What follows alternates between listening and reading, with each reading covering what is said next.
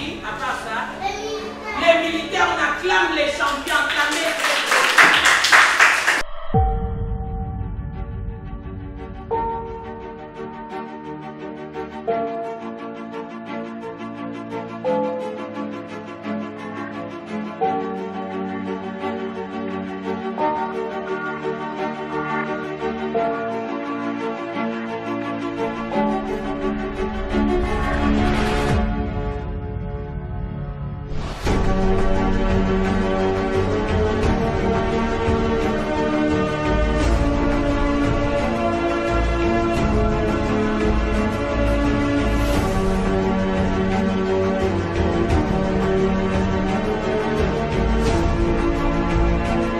Je suis ici depuis la maternelle. Il enseigne bien, il écrit bien, les leçons sont faciles à comprendre.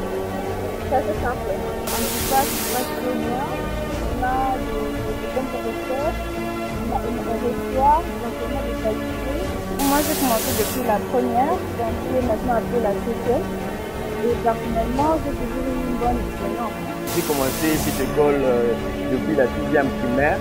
La 6e primaire, les bâtiments juste derrière moi.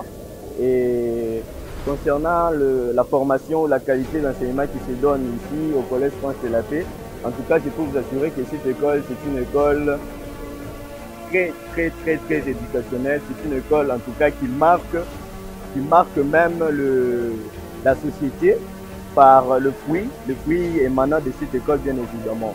Et les enseignements se donnent comme il se doit, les enseignements se donnent tout en suivant le programme dicté par le ministère de l'Enseignement. Voilà. Ici, c'est la formation. Et quand il s'agit de la formation, le personnel ainsi que toute la coordination mettent en œuvre tout ce qui est nécessaire pour l'éducation de ces élèves. Voilà. Nous sommes une grande école, et bien que privée, mais toutes les instructions viennent de l'État. Toutes les écoles appartiennent à l'État, et bien nous respectons toutes les instructions données par l'État. Le cours de philosophie, c'est un cours qui est très important. Si tout ne dépendait que de moi, c'est un cours qui devait être donné dans toutes les options. Parce que la philosophie nettoie le cerveau de l'homme. La philosophie rend l'homme intelligent. Et en donnant ces enseignements, j'ai parié que je suis en train d'aider les enfants à savoir juger les choses à leur juste valeur.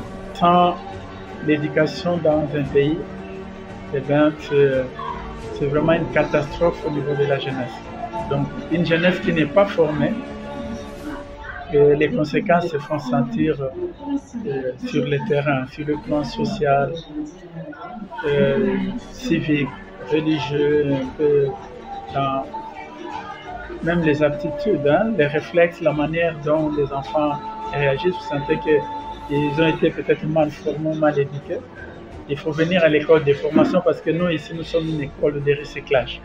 Vous venez KO et vous allez devenir OK au finish de votre cursus scolaire. Nous, ici, au Collège France de la Paix, on a une particularité. Quand on fait nos examens, c'est chacun qui a sa série. On peut être 8, mais chaque élève a sa série. C'est pour aider l'enfant, ouvrir l'esprit, à comprendre, genre le pousser à plus lire des révisions et étudier pour qu'il ait la facilité de répondre aux questions. L'école est vraiment disciplinée, les enseignants sont ponctuels, nous avons vraiment des personnels de qualité et des professeurs de qualité et tout se passe vraiment bien au sein du Collège France de la Paix. Je loue aussi les initiatives de notre ministère qui a instauré les tests nationaux d'orientation et de sélection en professionnel, les TENASO spéciaux. Dans notre école, vous allez remarquer à travers les autres écoles, nous avons instauré un système de composition d'examen. C'est-à-dire quoi? Comme je donne les cours de français en 7e, en 3e, en 4e année, lors de la composition pour les examens, les professeurs qui donnent le cours dans ces classes ne composent pas. On demande à d'autres amis de composer. Et ces examens-là sont composés en série. Nous sommes 5 professeurs de français. Chacun compose 3 séries, ce qui fait combien? 15 séries. Même alors, pendant la passation des examens, les élèves ne pourront pas se retrouver dans une même salle. Ils seront mixés, comme aux examens d'État. Je demanderais surtout aux filles même à tous les enfants du Congo, de ne pas négliger les études. Avant, on prenait peut-être une fille ne peut pas étudier, on va privilégier les garçons. Or, maintenant, les femmes sont partout, hein? Sont partout. Même nous qui allons au pays d'Europe, là-bas, vous allez voir les femmes qui sont des responsables. C'est pour cela qu'on ne doit pas négliger les études. C'est très important. À l'époque, c'était aux années 83-84, il n'y avait pas beaucoup d'écoles à Kinshasa. Surtout des écoles privées, ça n'existait pas. On avait beaucoup de difficultés pour pouvoir faire inscrire les enfants dans des écoles qui existaient déjà. C'est ainsi que l'idée m'est venue de commencer une école primaire au camp d'éducation réduite. Et c'était, je crois, en l'année 84-85, on a commencé avec 4 classes de première année primaire et nous sommes allés en progression. Au terme de ces années-là, donc quand les enfants ont fini la 6e année primaire, les parents ont demandé pour qu'on continue. C'est comme ça qu'on a entamé les cycles secondaires et nous sommes allés jusqu'en 6e des humanités. La première promotion, on avait uniquement une seule option, c'était la section commerciale. Alors on avait fait de très bons résultats. Ça continuait quelques années là-bas à Kokanduka. Alors quand nous sommes venus ici à Mazal, là ici aussi il n'y avait pas d'école, pratiquement. Donc il fallait se déplacer, il fallait aller loin avec les risques des accidents, des intempéries. Nous avons décidé de commencer aussi une école ici à Mazal et nous sommes en 2001. Nous avons commencé ici en 2001 et c'est aussi en progression avec l'école primaire. C'était complet comme ça, le cycle, le CO, donc c'était la première, deuxième secondaire. Oui. Et puis il y avait, je crois, la section pédagogique, commerciale et scientifique en progression. Et puis les autres sections ont suivi après. Nous avons ajouté la section littéraire. Et puis, présentement, nous avons plusieurs sections.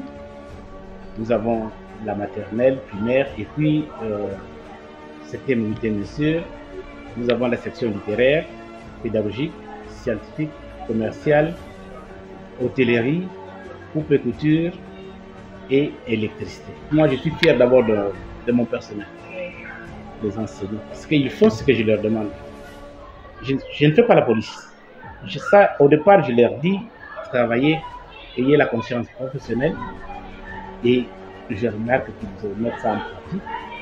Donc, c'est mettre au travail, et nos enfants aussi. Si vous n'avez pas travaillé là, chez nous, qu'il pleuve ou pas, vous voyez, les enfants sont là. Donc, quand on fait quelque chose, qu'on le fasse avec tout son cœur, n'est-ce pas? Oui. Qu'on ait un but et qu'on s'efforce d'accomplir ce but-là, d'atteindre ce but-là.